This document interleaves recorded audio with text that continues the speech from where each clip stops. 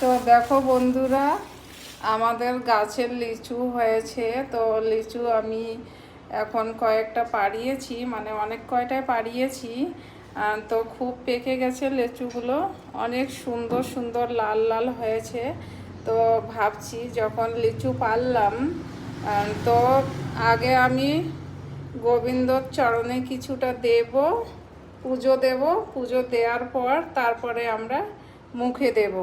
তো কীরকম লাগলো আমাদের লিচু, তো কমেন্টে বন্ধুরা অবশ্যই জানাবে। এখন লিচুগুলো ধুয়ে নিচ্ছি, জল দিয়ে ভালো করে পুজো দেব ভগবানকে। আর লিচুগুলো ধুয়ে নিয়ে তারপরে একটু ভগবানকে দেব।